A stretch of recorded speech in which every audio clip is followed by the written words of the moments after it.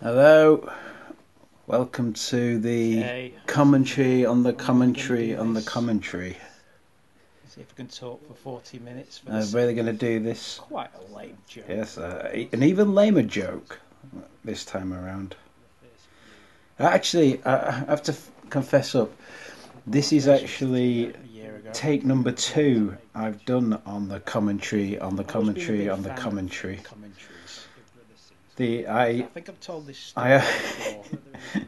I did do this a couple of weeks ago now, You're not and see many I listened to it back, and it was just unusable. It was just absolute garbage. Actually, I've got to, one of the problems is I've got to remember to keep my voice up because the audio was largely inaudible, and there was a few other technical issues that went wrong. Start uploading stuff to YouTube. I know. I mean, I know what you're thinking. You know, if the rubbish that I do upload is usable in my eyes, what was something that's what is something that's unusable? What could that possibly look or sound like? Yeah, there you go. But I have Now we're living in that world. not used some stuff in the past. There has been one or two that I've, at least of the one take reviews that I've done, that I've listened back to and decided no, that's I have done a second go at a few reviews. Stick with what I know as long as I like. And it's an old cliche, but it's often right. Actually, this often refers to writing, actually, where a lot of writers have talked about writing something on a PC, on a laptop, using Word or some such software, and for whatever reason their computer is messed up, and so they've gone back and rewritten what they lost. Or, this could happen in the old days, paper copies get lost or what have you. And then they say that the second draft is always better than the first draft. And I have to say that has sometimes been the case when I've done a second take of a review. I've been able to hone in on and be more concise with, and get to the points. I've been able to look back and the abandoned takes and gone, okay, well that worked, that didn't work, so let's just do what works and put that out there. Better sound quality. So we'll see now. We'll see if this second take on the third commentary. So is this the third commentary or is this the fourth commentary? For simplicity's sake, we'll call this the third commentary. The commentary on the commentary on the commentary. Commentary 3B. And you see now, anyone who's following these is going to want to hear the commentary A. If you want to hear commentary A, say so in the comments section. Message me on Facebook or on Twitter, and I'll gladly upload it. If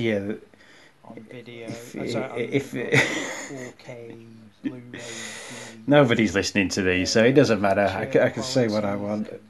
Never look better, you could feel I want these to develop a sort of cult following. Maybe when I get to commentary 4 or 5, people start to get the joke then, or to see the format emerging. An absolutely garbage film at the end of the day. Wouldn't it be funny to give these all the longest title you could possibly imagine? Commentary on the commentary on the commentary on the commentary. I'm just. Better sound quality and picture quality is not really. Is there a word count limit? I wonder if there is a word count limit to the titles you can have on these videos. There was this other site. Let's. Why don't we do that? Why don't we? I was. If I did commentary 4 onwards, I was just going to start calling commentary 4 and commentary 5. But Sure, I'll give you that. I might do it. I might just start flicked a switch. Doing the commentary on the commentary. John Carpenter and Kurt Russell talking. And it's a bit of a misleading, false title anyway, because the one thing I haven't done really is comment on what I'm actually been talking about the week before. I only say that now because my interest was piqued then. What am I saying here? Yeah, on the DVD you get special features. You don't just get the film. Yeah, well, that's it. I was talking about watching The Thing, which was the first DVD I ever watched. Not owned, watched. The first DVD I saw, and the first time I'd ever seen a film commentary. I didn't watch the whole thing. I just saw a little snippet of it. It was the first time that it ever the concept of the commentary was ever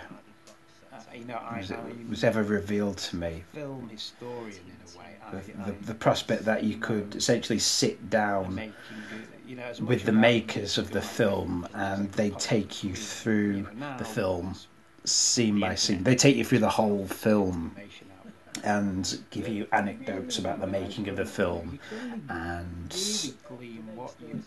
would tell you how they technically achieved the film, how they shot it, how they achieved the special effects, casting, and how exciting this was for me. So I'm talking about that here. I can't remember how in depth I got with my my exploration of my love of special features. I can't remember if that might have been in the abandoned one I did last week, when I started talking about how I think it's unfortunate that special features, DVD special features, have really gone the way of the dodo. You don't. The special edition DVD package or Blu-ray package is not something that's that's really getting a lot of money put into them by the studios anymore, because nobody buys DVDs anymore. They just wait for the film to be streamed on whatever platform. So I think that's a real shame, because DVD special features were some of the best film education I ever had, and I always do that. I always say A and then I forget what the B is. But I don't need a B because the A was so great. Rush Hour 2? Yeah, and that's the problem, is that digital platforms now like Netflix and Amazon, that's where people's film education is coming from. That's where people... I'm on about the Duff twins now. Yeah, there's the Duff twins. Hilary Duff and... There were two sisters who were like, the it girls. I forgot again. I know the surname was Duff. I can't remember the names. But they made a couple of films. Yeah, I'd like to start up a Netflix-style platform. And it would probably be called special features, and that would be the selling point for it. That would be what would differentiate it from the likes of Netflix, is that I'd basically take any film that had an extensive or even a non-extensive. I basically, every film we put on there, I'd look at the DVD package and I'd put the special features on as an option as well. And if my platform became as mega successful as, say, Netflix did, then I'd start producing my own special features. I'd bring special features back and bring special features into the 21st century. That's really how I do it. Because I was doing media studies at the time. Cumbria College of Art and Design, and you can only glean so much knowledge from your lecturers, because because media studies lecturers, Oh, at best, they're someone who worked as a production assistant on Blind Date for 3 years and then went and got a job in academia. so Or yeah, last time they did when some there was a bit background of a job on lull Britain's Got Talent. in the proceedings, So I thought I'd liven things up by playing a bit of jazz. No, it wasn't jazz actually last week. It was just a bit of a guitar. I have been experimenting with new styles in my guitar playing since then, and I thought I might play a little bit for you now. So let's get things going. So. As I say, this is a bit of a confused jazz stylings here. I know this is a regret of most people who went into higher education. Okay. I wish I realised. You go on a bit of a musical journey now. Through the streets and avenues of Jazzland. Who knows where the journey's going to take us? That's the exciting thing about jazz. I really don't know where we're going to end up.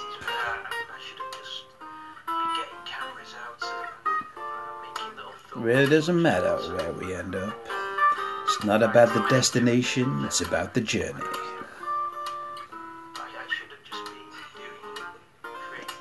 I'll take you over here. That's what I tell anyone who's going to. Take you over there. If your mates are going out at 7,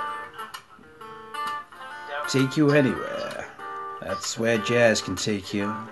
It's a journey to anywhere.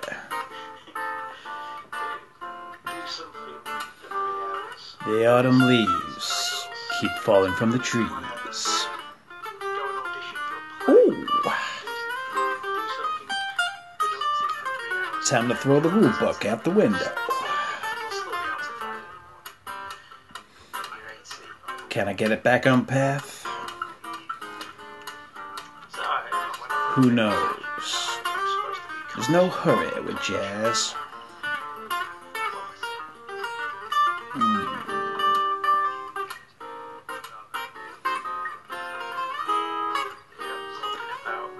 I'm just going to wander here for a while, folks. This one's just for me. Tarantino is one of my favourite filmmakers. I think most people, at least who know me, are aware of this. Should we get it back to the commentary now? Yeah.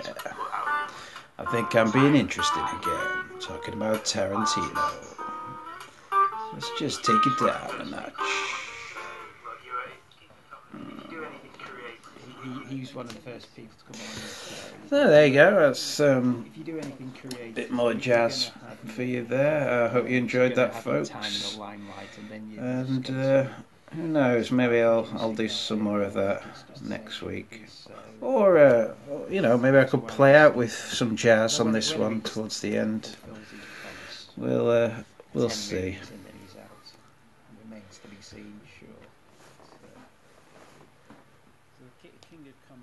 I may regret putting the whole stepping down from YouTube. Stepping down from YouTube, I'm talking about there.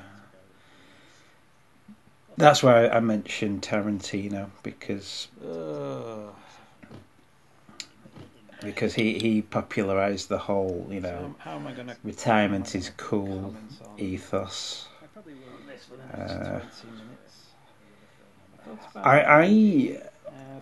I'm a big fan of it lags in the video creative types that don't work all the time. my other interests. I find there's two sorts of creative types. There's the prolific and the focused. Mark Maron might do. They're usually as well regarded as each other. So, but as an example, Tim Burton is a prolific type. He releases a film on average every 2 years, or sometimes one a year. And that's great, but I often find with the prolific types, their output is hit and miss. Whereas a non-prolific type would be, say, someone like Terry Gilliam, who releases a film on average every 4 to 5 years. Sometimes there's an even longer gap. And they tend to be my... Stanley Kubrick, of course, would be another example. And they tend to be the types I gravitate towards more. Now, I'm not saying that the focus types... You recognise it? The reason I call them focused is that they tend to work just as hard as the prolific types. Apparently. But whereas the prolific types will work hard in just getting the product out there on a regular basis every year, every other year, then the focus types, they will put just as much effort over a 3 or 4 year period, 5 year period, whatever have you, into getting a product out that's the best it can be. And that's something that I appreciate more, because not that the products at the end are more successful or more well received at the end of the day, but you can feel the effort more, I think, with the focus types than you can with the non-focus types. And that's what I appreciate. I want to watch a film where you get the impression that the filmmakers put their heart and soul into it. They made it the best they can possibly make it. And it's not something that they just... I don't want to feel like I'm just watching somebody going through the motions like you would another day at the office. I want to feel like what I'm watching is the culmination of who that person was at the time. And so as I say, it's a funny sort of thing, but I want to see the people I gravitate towards are the people who emerge every now and again, and just to say, look, this is who I remember me. This is who I am at this point in my life, and yeah, reclusive, enigmatic types. They are. To get laughs. Yeah, there's just something I found really, really fascinating about them. And the longer they leave it as well, the more fascinating they become. Terrence Malick, I think, is the prime example. The gap between his second and third film was 19 years. Get that? Now you can leave it too long. As well, I think the filmmaking muscle is something that it's like any muscle. It needs to be exercised, or it withers and dies, and it's harder to find that muscle memory when you come back to it. Yeah, Paul Schrader's first film. George Lucas would be a prime example. Who, although he produced films right through from the late 70s through to the late 90s. When it actually came back to directing it and writing his own film after a gap of 20 years, he just flat out forgotten how to do it. You can see, and that's why you got the prequel trilogy. Really good film, Blue Collar. Yaphet Kotto and Harvey Keitel. Do you mind if I just put a bit of TV on in the background? I was a bit embarrassed about the TV that I watched last week, but I'll just put something a bit classier on for you now. Oh, what an embarrassment! Oh no, that's another giveaway.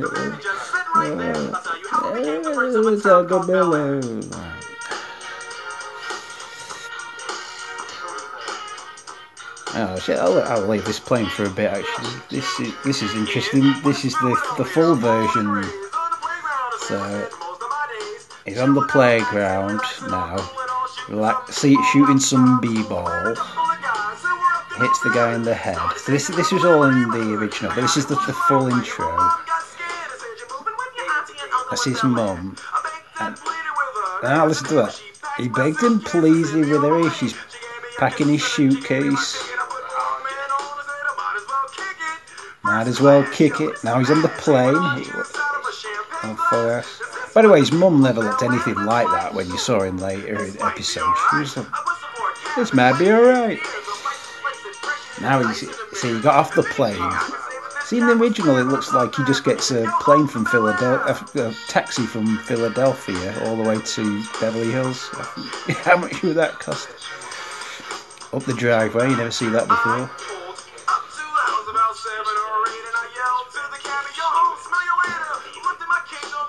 I never got that for years. Oh, the cabbie B.O. Leaps forward, rings the doorbell, and shakes his head. Yeah, it's all in the... so yeah, I'm not watching the entire episode, don't worry. And he knocked on the door, and his wife answered. I thought we could keep these commentaries topical, actually. His wife didn't recognise him. He was like, hey, it's Dave home. He's not here, but you could wait for I thought I could do that. It'd be interesting to look at some movie news stories that have come out in the week. I'm a big trawler on movie news sites. And I wonder what Bob Dylan is doing in my living room. Apparently he just stayed for tea. You know, I think that when I hear about a movie that hasn't come out yet, I get really excited, and the reason for that is that's episode 1. It was just all about that encounter. I'm talking about how. Sorry, just to go back to the commentary, I'm talking about he was just 12. Urban Myths, the Sky Arts series. I've watched them all now. I mean, if you got it's on Sky. The last one's all about the Sex Pistols on Bill Grundy. That's quite entertaining. They're well written. Not all by the same person. No, the last one was written by Simon Nye of Men Behaving Badly fame. I think it's Neil Webster. And he's very good at... Let's look at the news stories for this week. Todd McFarlane is finally going to make his Spawn movie he's good at capturing the poetry in the way and Jamie Foxx as Spawn. I think that's great casting. Tightening it to one way over to make it slightly absurd. The concerning bit about this is that he's going to make it on a budget of 10 to 12 million. Seriously? I didn't know you could even cut a trailer for that much these days. I mean, good luck to him if he thinks he can make a compelling movie on that sort of budget.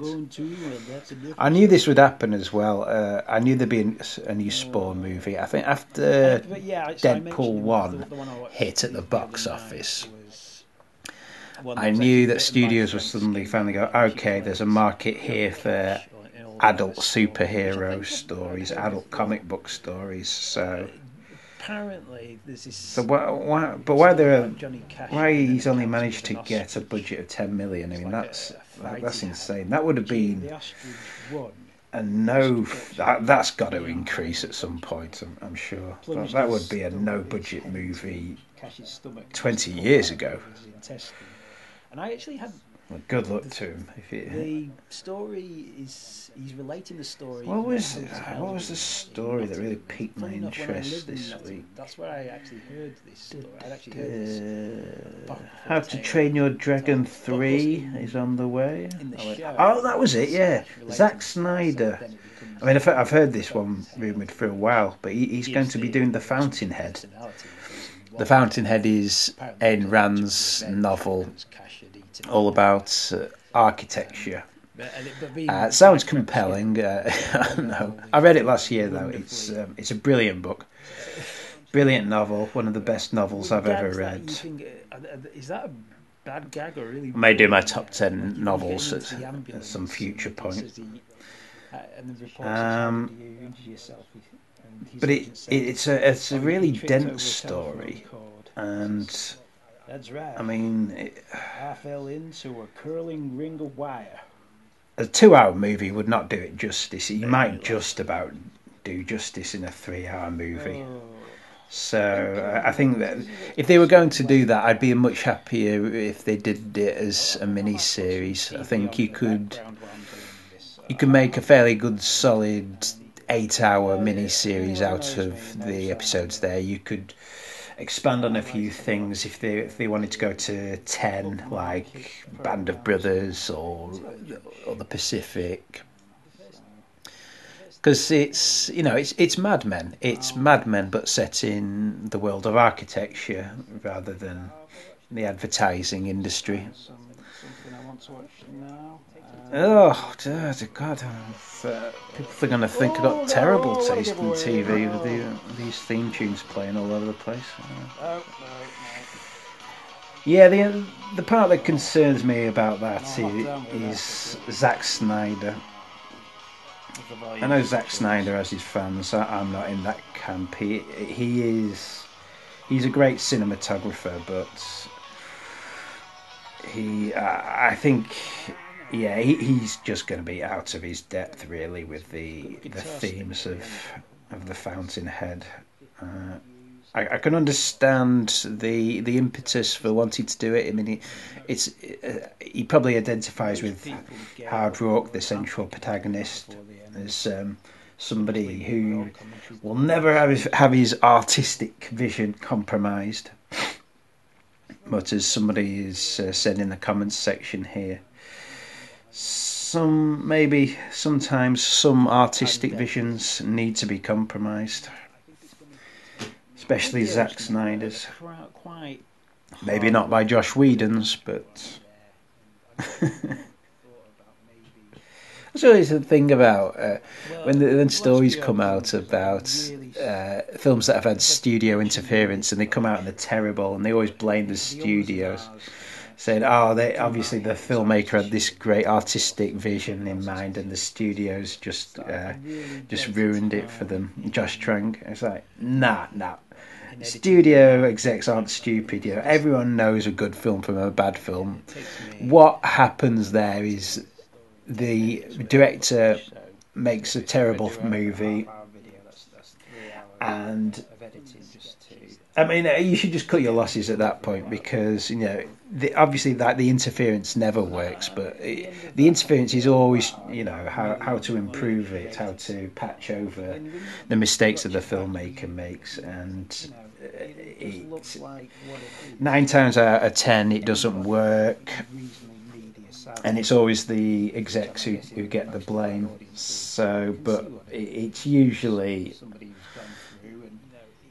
trying to put a band-aid on a cancer, really. Studio interference. It's never ever, here's a great movie, so what I'm saying is let's ruin it. Except for apparently in the case of Daredevil, the Ben Affleck Daredevil movie, which apparently a lot of people have said the director's cut is better. I haven't actually sat down and watched the entire cut of Daredevil, but I have seen the deleted scenes taken out of context. I mean, it's been years since I've watched the Ben Affleck Daredevil version, so I'll have to sit down at some point and watch them both back to back and see if that's really true. I'll tell you, I had something to eat last night. I'm not sure what it. Well, I know what it was, obviously, but I think it's repeating on me a little bit. So I apologise, folks, if I do beg your pardon. I'm very sorry. Yeah, so if I sound a little agitated during this commentary, it's because of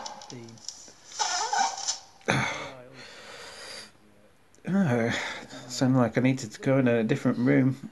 So yeah, I do apologise that's that entirely true. Sometimes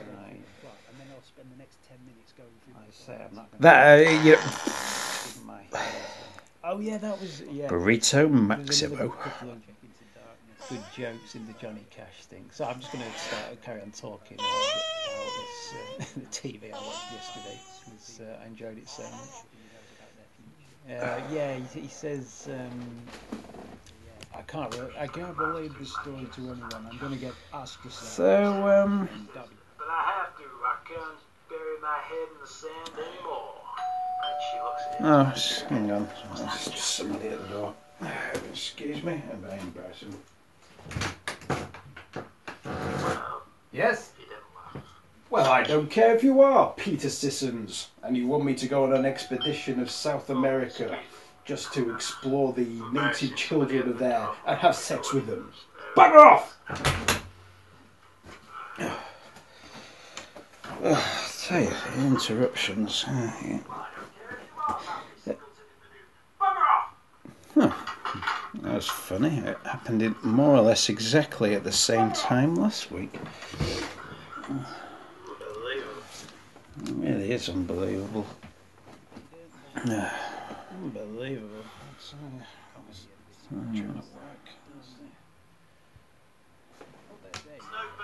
There's Murray, isn't it? And it is the same Murray, for those who know, it's not like... It is the same Murray, for those Frasier. who know. It's not like Kim Frasier with Eddie the Dog. Sorry to blow over anyone's... I may have to lose that visitor at the door bit anyway, because I think that came on the... Oh no, sorry, yeah, what are we on now? 32 minutes. Yeah, the break, as I said before on this phone, comes at 33 minutes and 10 seconds, so I have to remember to be quiet then. If you do a marathon session of the Aliens movies, talking of ginger cats, it's very, very obvious when you get to the end of Alien, you go straight into Aliens. That it's not talking about Alien and Aliens. When you do a marathon session of the Alien movies, you can see it's not the same cat. It's not the same Jones in Alien as it is in Aliens. See, the interesting thing about doing marathon sessions and movies, is especially the ones that take place on over a very short time frame. It's that tying up, isn't it, of the events of the old film and the events of the new film. Like suddenly, like a character will just disappear without any explanation because the actor didn't return or they didn't like the character. And, I missed the transition. Then I wasn't saying anything particularly scintillating then.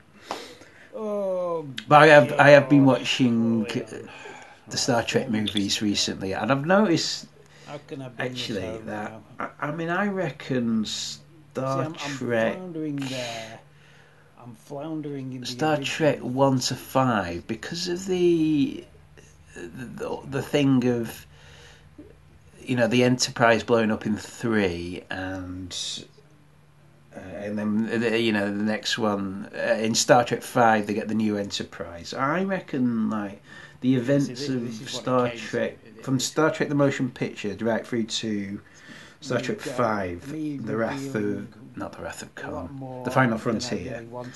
I reckon that those films must take place over a 3-month time frame, the first 5 ones. And yet the characters all seem to age a decade. It must have been, obviously, anyone who had a 3-month period like that, even in the far future, obviously it's going to be pretty stressful for you, but they do look visibly aged. But really, what does it all come down to? You forget as well. showing off. From a TV series that ran for 3 years. There it is. They were making a film. I mean, that's a prolific output. They made a movie every other year, or every 3 years, throughout the entirety of the 80s, from 79 right through to 91. Is that when the Undiscovered Country was? Yeah, 91 or 91 or 92. I'm usually good at that.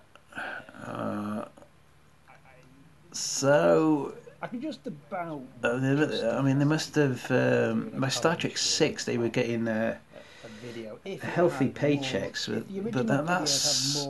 I mean, they must have been pretty tired. That must have been a pretty tiring decade for those actors. I'd say maybe 7 or 8. No wonder Bill Shatner's hair all fell out and he got really fat.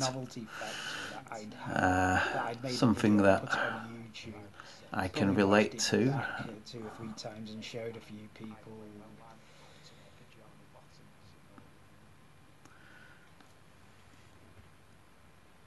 Sounds like I'm winding things up in the. Oh, thank you for joining me for this. Oh no, yeah, still 10 minutes to go. Breakdown that I've had over the past 10 minutes. Well, I might as well wind it up now. So yeah, I mean, thanks for joining me, folks.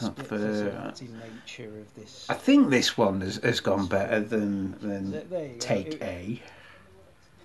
Like I say, I'll upload this one and let me know if you're interested in hearing Take A. It's terrible. I do hit some familiar ground in that one. I mean, it'll be familiar to you if you've sat through all of this, which I seriously doubt anybody has sat through any of these. It's all relative, really, isn't it? I can. Yeah. Let's play this out. Let's play this out with a bit more of Autumn Leaves, a bit more jazz. Okay, now this might sound like I'll go straight into it. There you go. Now let's bring up the jazz a little. There we go. Yeah.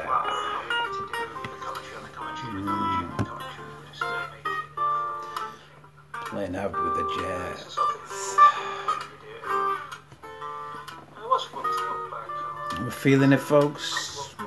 No talk, just feelings. See you all out there in YouTube land, folks.